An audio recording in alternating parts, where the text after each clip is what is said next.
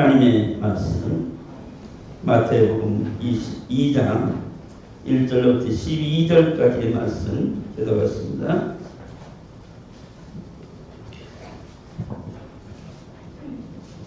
헤롯 왕 때에 예수께서 유대 베들레헴에서 나심에 동방으로부터 박사들이 예루살렘에 이르러 말하되 유대인으로 가져가십니까? 어디 계시냐? 우리가 동방에서 그의 배를 보고 그에게 경배하라 마누라 하니 헤롯 왕과 온 예루살렘이 듣고 소동한지라. 왕이 모든 그의 대상과 백성이 서기관들을 모아 그리스도가 어디 계시냐 나섰느냐 물으니 이르되 유대 베들레헴에 오니 이는 선지자로 이렇게 기록된 바 또 유대 땅 베들레헴아 너는 유대 고을 중에서 가장 작지 아니하도다. 내게서 한 다스리는 자가 나와서 내 백성이 이스라엘 목자가 되리라 하였으니이다. 이에 헤롯이 가만히 박사들을 불러 별이 나타난 때를 자세히 묻고 베들레헴으로 보내며 이르되 가서 아기에 대하여 자세히 알아보고 찾거든 내게 고하여 나도 가서 그에게 경배하게 하라. 박사들이 왕의 말을 듣고 가서 동방에서 보던 그 별이 문득 앞서 인도하여 가다가 여기 있는 곳 위에 머물러서 있는지라. 그들이 별을 보고 매우 크게 기뻐하더라. 집에 들어가 아기와 그의 어머니와 마리아가 함께 있는 것을 보고 그들이 이것 아기께 경배하고 보배합을 열어 황금과 유황과 모래합을 예물로 드리니라. 그들은 틈에 헤롯에게로 들어가지 말라 지시하심을 받아 다른 길로 고르게 돌아가니라. 아멘.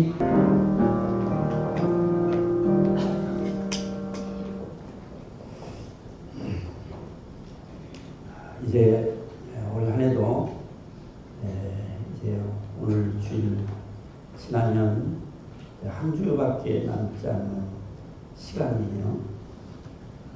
참 세상이 험하고 참 우리 인간이 살아가기에는 점점점 모든 것들이 악해져가고 그래서 때로는 안전하지 못한 세상에 우리가 살고 있는 불안한 세상을 우리가 살아왔고 또 앞으로 살아갈 것이겠죠. 1년 동안도 하나님 은혜로 여기까지 살아왔습니다. 우리 서로 인사하니까 주님의 은혜였습니다 라고 인사합니다. 주님의 은혜였습니다. 할렐루야. 이제 성탄절을 또 우리가 맞이해서 그 성탄절에 아주 그 감동이 줄 만한 특히 어린아이들이 성극이 하기에 좋은 그런 성극의 제목이 하나 있어요. 그게 뭐냐면 아시겠죠? 빈방이 있으니까 하는 그런 제목의 성극이 있습니다. 여기에 등장하는 이제 주연급의 한 인물이 누구냐 그러면 덕구라는 아이인데요. 이 덕구라는 아이가 몸도 자유롭지 못하고 말도 어둔한 그런 아이였어요. 그런데 이 아이를 주일학교에서 이제 아이들이 이 연극을 해야 되는데 어떤 역할을 맡아야 될까 이제 서로 아이들끼리 막 의논을 하다가 어떤 아이는 덕구는 할 수 없어요. 그런데 어떤 아이는 그래도 시켜야 돼요. 그래서 맡겨진 역할이 여관집 주인 아들 역할이에요. 그래서 대사는 딱 한마디예요. 빈방이 있습니까? 하고 물을 때 빈방 없습니다. 한마디만 하면 되는 거예요. 이제 마리아와 요셉이 아이를 낳으려고 이제 베들레헴에 왔다가 빈방을 구하러 다니다가 덕구의 여관집에 가다가서 묻는 거예요. 빈방 있습니까? 묻는 거예요.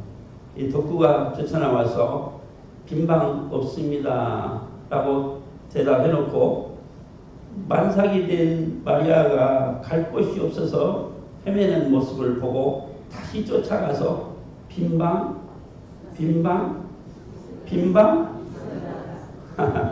있습니다 라고 대답을 하니까 뒤에서는 난리가 났어요.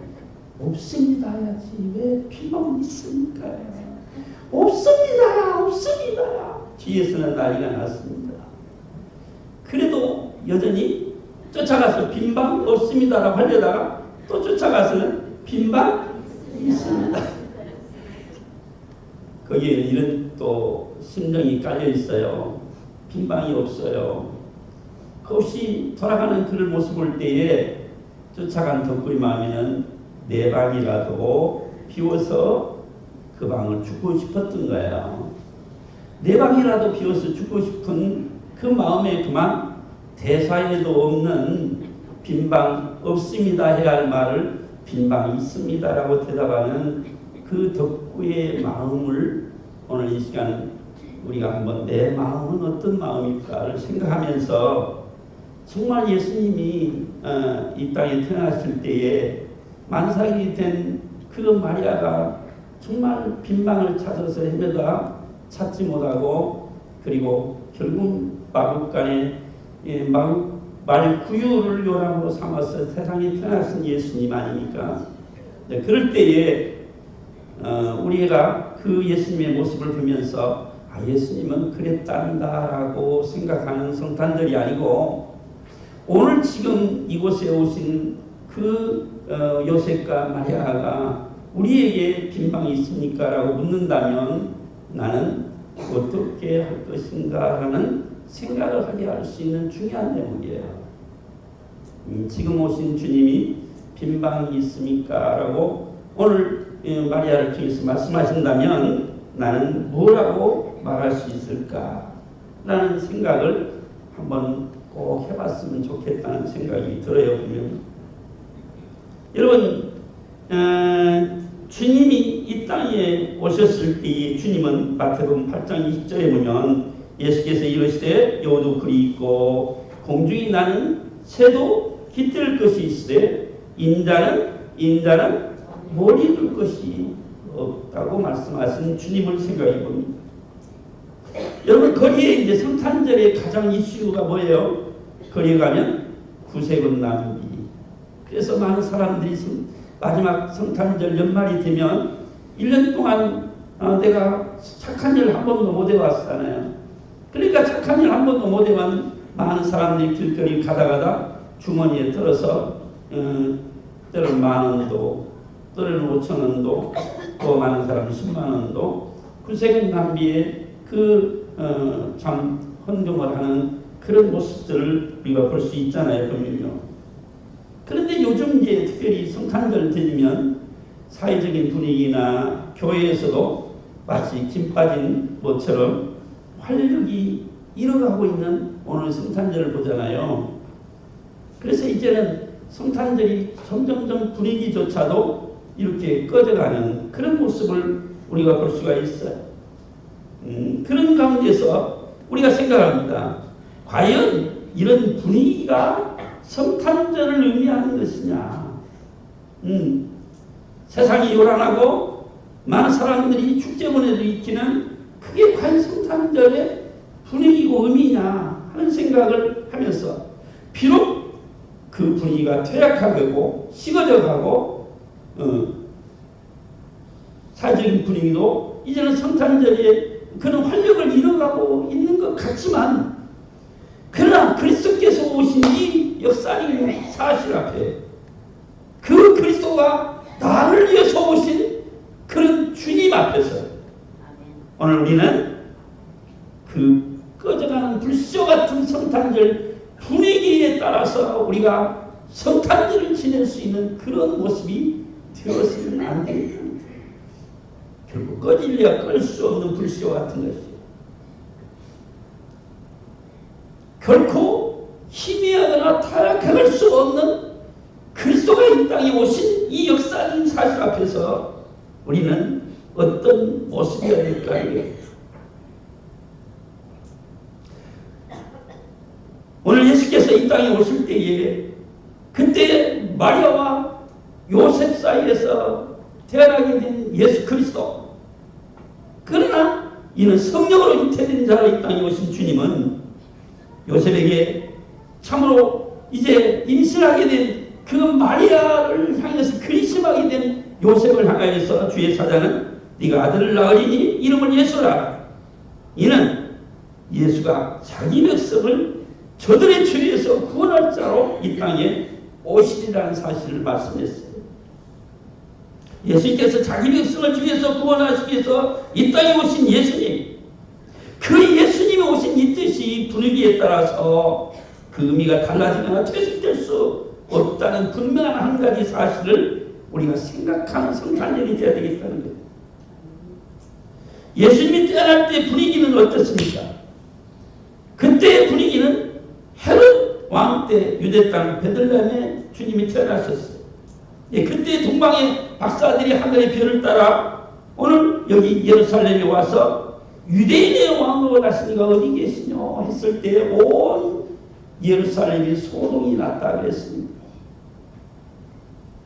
그 소식을 들은 헤롯은 유대인의 왕으로 나시니가 어디 계시뇨 했을 때에 헤롯은 어떤 생각을 품었을까요?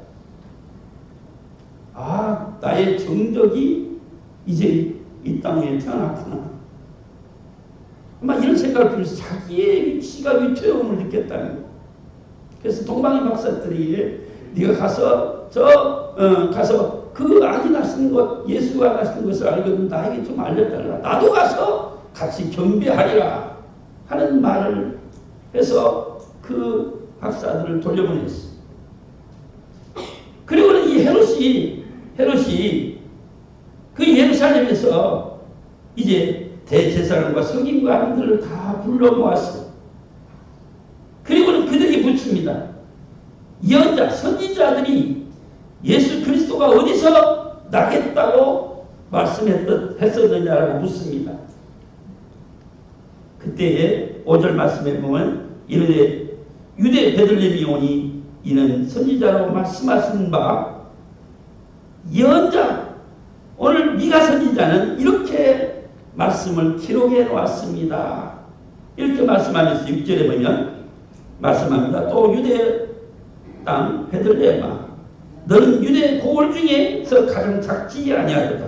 내게서 한 다스린 자가 나와서 내 백성 이스라엘의 목자가 되리라 하였습니다 하는 사실을 오늘 이 제사장이나 서기관들이 이제 헤롯에게 이야기를 하는 거예요. 네, 그러니까 그 당시 제사장이나 서기관이나 이 사람들도 역시 유대인의 왕이 어디서 나시노라고 물었을 때에 그때 그들은 베들레헴에서 나리라는 것을 알고 있었어요. 왜냐하면 성경에 기록이 되어 있으니까. 미가서 5장 2절에 보면 분명히 오늘 여기 기록되어진 대로 미가서에 기록되어 있고 이미 미가 선지자에서 말씀하신 바였기 때문이라는 사실. 그러므로 그들도 알고 있었다는 거예요. 누가? 제사장이나 서기관들. 그런데 동방의 박사들이 지금 와서 유대인의 왕이 어디서 나시느냐라고 물은 이 물음 앞에 어디서 날 거라는 것은 그들의 입술로 헤롯에게 말할 수 있었어요. 그러나 지금 유대인의 왕으로 오신 예수 그리스도가 탄생했다는 사실에 대해서 그들은 별 관심을 가지지 못했어요. 왜 그랬을까요? 그들이 기다리는 메시아 그리스도, 그가 유대인으로 왕으로 오실 그들은 기다리는 그 사모함이 지금 무관심 속에 흘러가고 있는 거예요. 때로는 헤롯 왕도 자기의 기득권이 무너질까 봐서 염려하는 가운데 예수 그리스도가 어디서 나셨느냐고 물었을 뿐이에요. 어쩌면 오늘 예루살렘의 이들도 자기들 기득권에 비해서 불안한 마음을 가졌을지도 모른다는 거예요. 자, 이런 상황의 모습을 우리가 지켜볼 수 있었어요. 자기 기득권이 무너질까 봐서. 그러니까 오늘 여기 말씀 보면 이 동방의 박사들도 오늘 이 땅에, 이 유대 땅에 오실 유대인의 왕을 경배하기 위해서 그들이 이제 선물까지 가지고 쫓아왔어요. 먼 길을 쫓아왔어요. 그런 그들이 있었어요. 그러면서 그들이 우리가 그를 만나서 경배하리라 그렇게 이야기해요.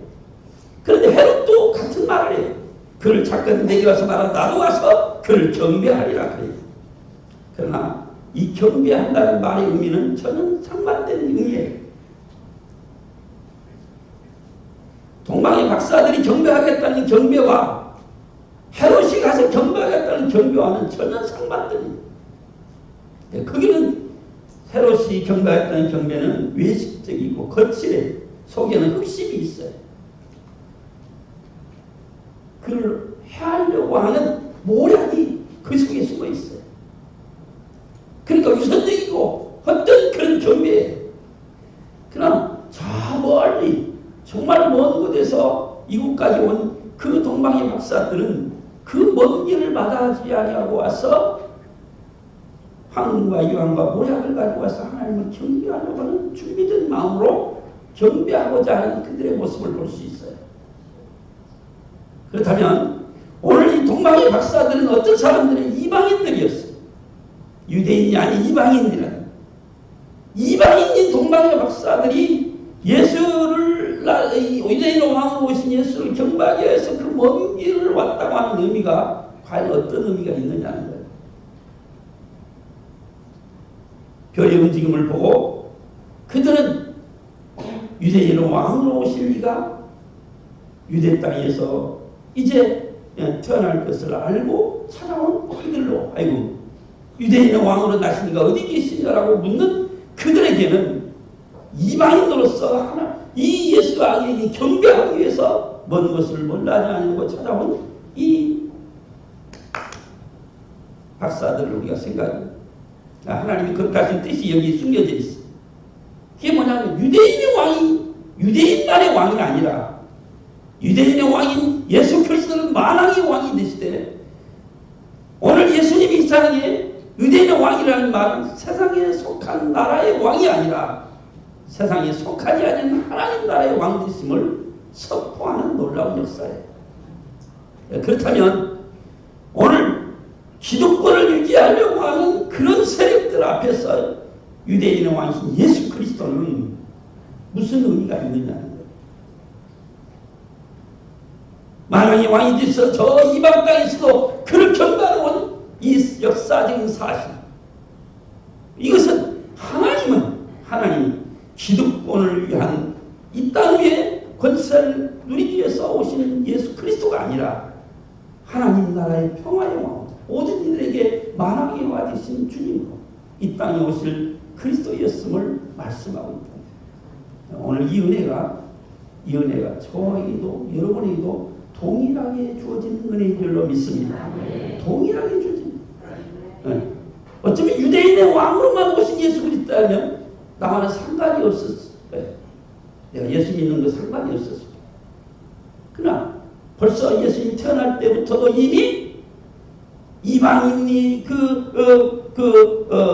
박사들이 와서 그를 경배하게 하신 이유가 어디 있느냐.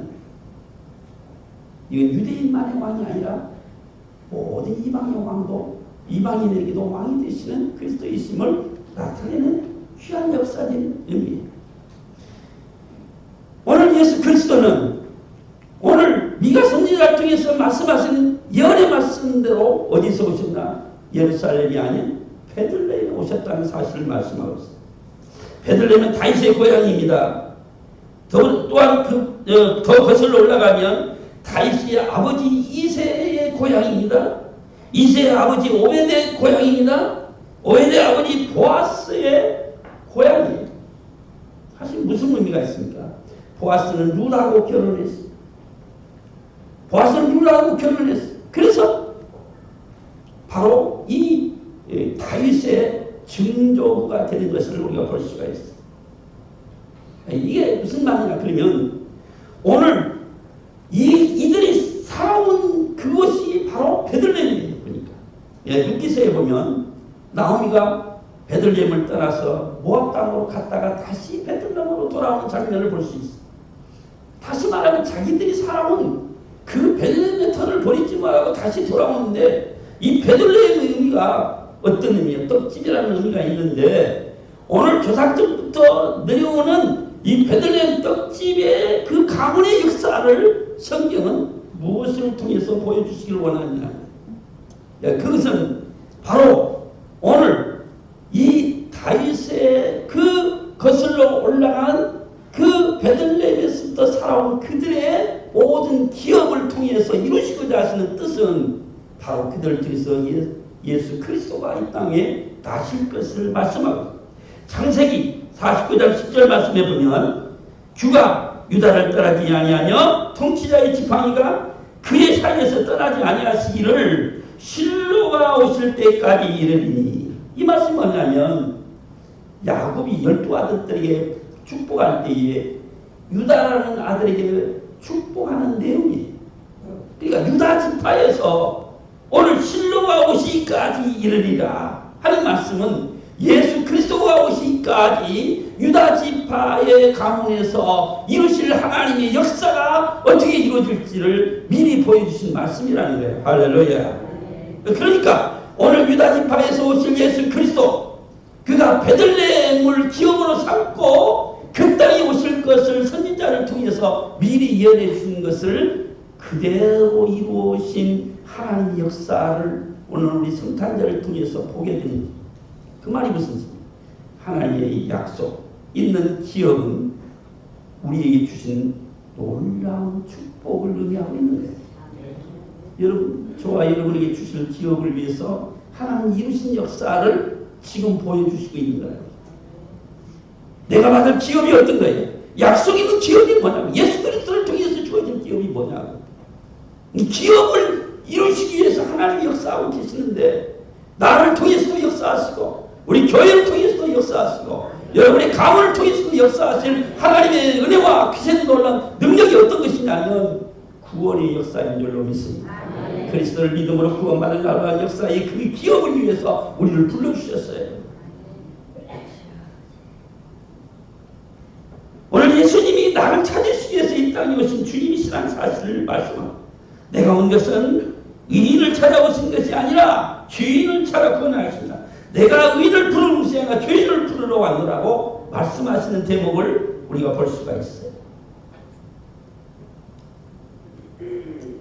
여러분, 예수 그리스도가 정말 함께 하실, 그리스도께서 들어가실 그 집, 그 집을 생각해요.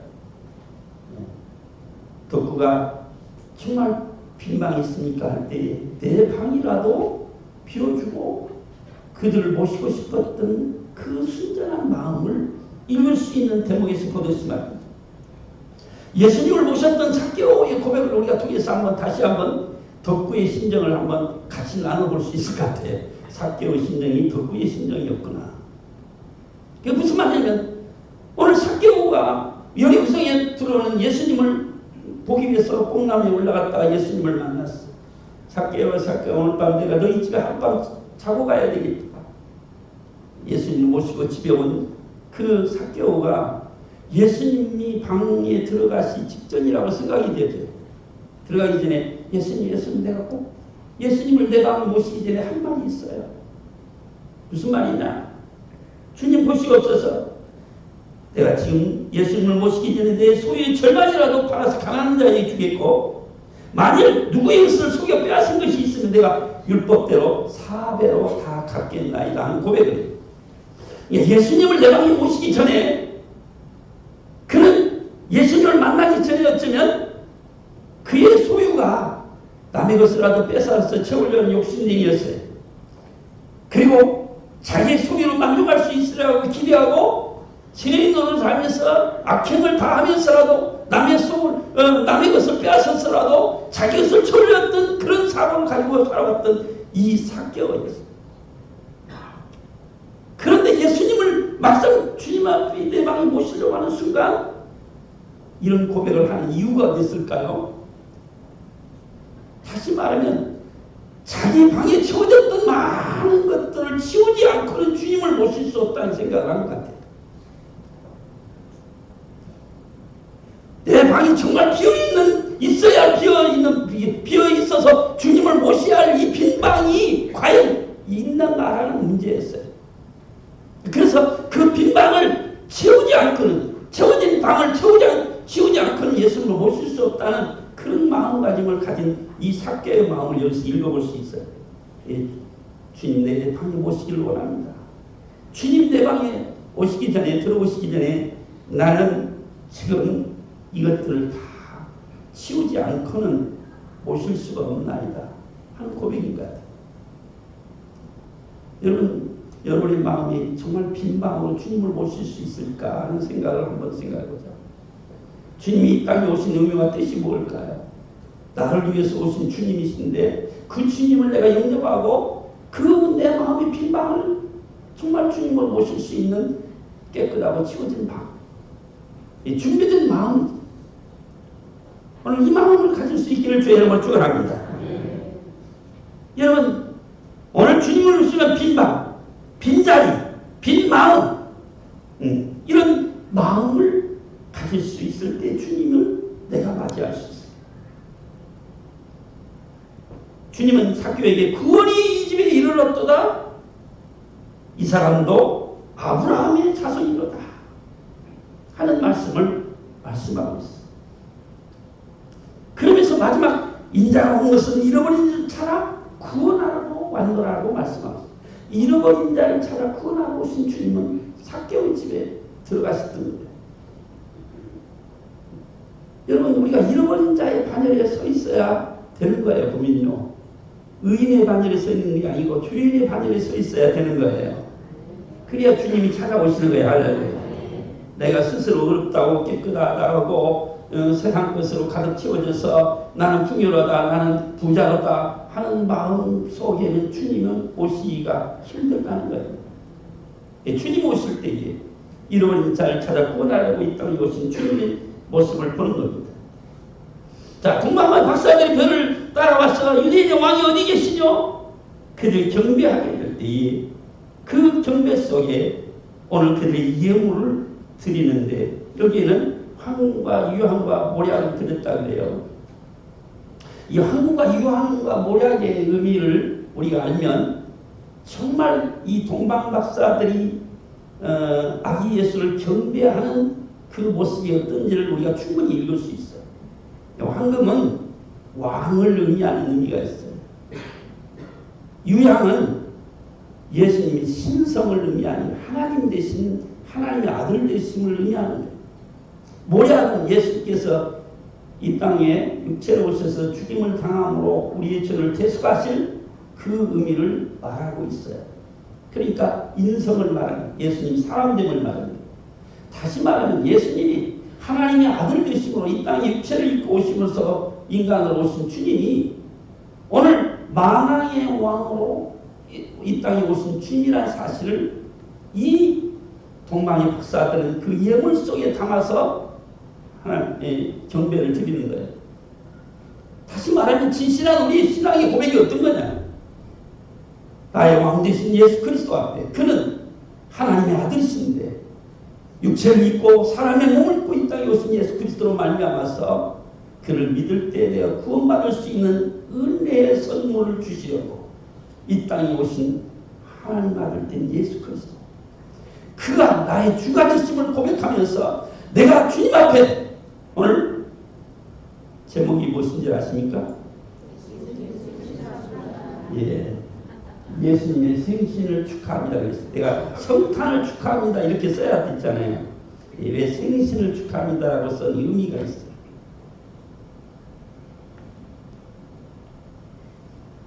생신을 축하합니다. 성탄을 축하합니다. 그런 것보다는 생신을 축하합니다. 그게 훨씬 가깝게 느껴지지 않나요? 아멘? 네. 부모님들에게도 아버지 생신을 축하합니다. 어머니 생신을 축하합니다. 인사하듯이 오늘 우리가 주님이 땅에 오심을 축하해 드리는데 예수님의 생신을 축하해 드립니다. 할렐루야. 한번 우리 깊이 얘기해 시작. 예수님의 생신을 축하합니다. 할렐루야. 아멘. 네, 정말 진심으로 생신을 축하할 수 있는 예물이 뭐냐는 우리가 어떤 예물로 하나님 앞에 축하드릴 거냐. 동방의 박사들이 드린 만왕의 왕 되신 예수 그리스도를 고백하고 그는 하나님의 아들 되심을 고백하고 나의 죄를 대속하신 구세주가 되심을 고백하는 신실한 신앙의 고백이 있을 때에 우리가 드리는 예물이 정말 진실한 예물이 될 수 있는 거예요. 여러분 우리가 성탄절 예물을 드릴 때에 크고 작음을 논하지 않고 정말 나의 진심 어린 신앙 고백이 되는 예물이 됐으면 좋겠어요. 할렐루야. 이게 나의 신앙 고백입니다 하고 말할 수 있는 예물만. 그냥 성탄절이니까 헌금하지 않을 수 없으니까 그냥 드리는 그런 예물. 아무 의미도 뜻도 없이 준비되지 않는 예물. 그게 아니라 우리는 항상 하나님 앞에 드림이 있어서 행복한 모습이 되어야 되는데 그 드림 속에서 우리 진실한 신앙 고백이 있어야 된다. 이 고백이 없는 우리의 모습은 헛된 거예요. 여러분 어느 엄마가 저도 어느 목사님 설교 속에서 들은 건데 어느 엄마가 실제로 있었던 이야기. 11살 된 아기가 그만 죽었어요. 근데 살아있을 때 이 아이에게 저금통장을 돼지 저금통을 아기가 사달라 그러니까 줬대요. 너무 큰 것을 주면 아이가 부담스러울까 해서 적당한 예쁜 것을 줬는데 그동안 저금통에 열심히 저금을 했는데 11살 때 이 아이가 죽었대요. 근데 이 저금통을 엄마가 어떻게 할 수가 없어서 10년 동안을 이 저금통을 아이의 책상 위에 놓아두고 있었대요. 근데 성탄절이 왔어요. 성탄절이 온 엄마의 생각에 나는 주님께 어떤 예물을 드릴까를 생각하는 그때 이 아이의 저금통 10년 동안을 아이를 생각하며 보내왔던 이 저금통을 드려야겠다. 그리고 드렸다는 이야기를 친히 글로 써서 목사님에게 보냈더니 여러분 이런 모습이 얼마나 좋겠어요. 시골에 또 어느 한 50대가 넘는 권사님이 서울에 와서 입원해 있다가 어느 교회 권사님하고 같이 입원해 있는 사이에 서로 나눈 이야기인데 이 권사님이 시골에서 이제 피아노 반주가 아이들이 고등학교 때까지는 그럭저럭 어떻게 하는데 대학교만 가버리니까 이 권사님이 또 이번에도 제가 대학교 가면 또 피아노 반주도 하고 가겠지. 또 고등학교 되면 대학교 가면 또 피아노 반주도 하고 가겠지. 이게 늘 가슴이 아팠다는. 그래서 늘 기도하고 하나님 저 애가 또 가면 어떻게 해요? 저 애가 또 가면 어떻게 해요? 늘 기도하는 끝에 그 마음에 결심이 있었더니 하나님 내가 하겠습니다. 50대가 넘은 시골 촌부로 있는 이 권사님이 너무너무 바쁜 일상 속에서 그래도 내가 하겠습니다. 그래서 피아노 반주를 배우기 시작합니다. 5년 동안을 배웠대요. 열심히 배웠겠죠. 주님을 위해서 할 작정이었으니까 얼마나 열심히 했겠어요. 그런 이야기를 하더라는 이야기를 들었다는 거예요. 미국에 우리 산성에 다니는 교회에 권사님이 있어요. 그 권사님 참 믿음 좋은 권사님. 근데 그 권사님이 피아노 반주를 2부 예배 드리다 1부 예배 가서 피아노 반주를 했어요. 근데 어느 날 우리 이제 산성 목사가 교회를 가보니까 불이 깜깜하게 켜지지 않은 깜깜한 방에서 피아노 소리가 나더라는 거예요. 그래서 들어가 봤대요. 불을 켜고 들어가 보니까 권사님이 피아노를 치고 있더라는 거예요. 아니 권사님 깜깜한 데서 그 피아노 반주를 왜 그렇게 하고 계세요? 불 켜놓고 하지 않고 그랬더니 권사님 하시는 말씀. 내가 어느 때인가 나이 먹어서 눈이 보이지 않아서 악보를 못 볼 때도 있을 것이라는 생각을 하고 미리 깜깜한 데서 피아노 반주를 연습하고 있더라고요. 얼마나 감동적이죠.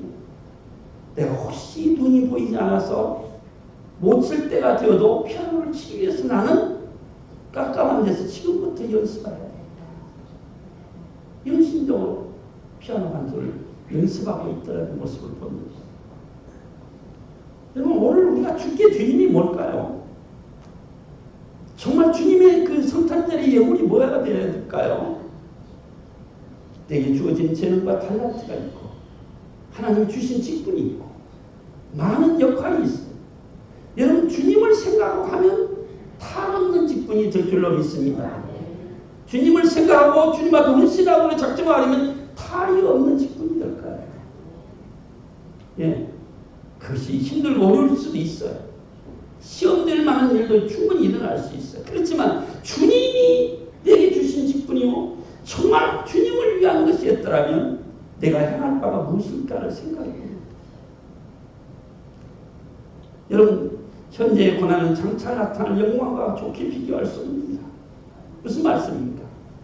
오늘 이 땅에 사는 것을 족한 것이 아니라 장차 나타날 영광을 바라본 그 믿음 가운데 이루어질 수 있는 진정한 성탄절. 예, 주님 오셔서 나를 위해서 이 땅에 오신 주님을 내 빈방에 모실 수 있는 믿음의 역사. 이 성탄절이 저와 여러분에게는 가장 복된 성탄절이 될 수 있기를 주의 이름으로 축원합니다. 하나님 아버지 은혜와 사랑을 감사합니다. 주님을 알았습니다. 주님을 믿었습니다. 주님이 나의 주가 되십니다. 나를 위해서 이 땅에 오신 주님을 내가 믿고 따라왔습니다. 하나님 이 시간도 그 주님이 나의 주가 되심을 고백할 수 있는 아름다운 믿음의 고백이 내 입술의 고백이 되게 하옵소서. 주의 날이 이럴 줄 알고 준비된 우리의 삶 속에서 하나님의 놀라운 은혜를 맛보면서 날마다 주를 찬송할 수 있는 우리 진실한 신앙 고백이 되게 하여 주옵소서. 예수 만난 은혜, 예수 만난 축복, 예수 만난 그 놀라운 은혜와 놀라운 능력 속에서 우리 남은 때를 살게 하시고 이 땅에 오신 예수 그리스도를 내 빈방에 모실 수 있도록 은혜를 베풀어 주옵소서. 예수님의 이름으로 감사하며 기도드립나이다. 지금은 우리 주 예수 그리스도의 은혜와 하나님 아버지의 그 놀라운 사랑하심과 성령님 이 땅에 오신 예수 그리스도를 믿게 하시고 그를 모시게 하시고 그를 기쁘시게 하자는 아름다운 믿음을 가지고 이 땅 위에서 주의 영광을 위해서 살기를 원하는 모든 성도들 머리머리 위에 오늘 우리 강력교회와 온 우리의 모든 교회와 성도들 위해 성탄의 이 좋은 기쁨을 만천에 선포하면서 함께 영광을 돌리기를 원하는 우리 성도들 아름다운 신앙 고백 위에 이제부터 영원까지 함께 있을지어다.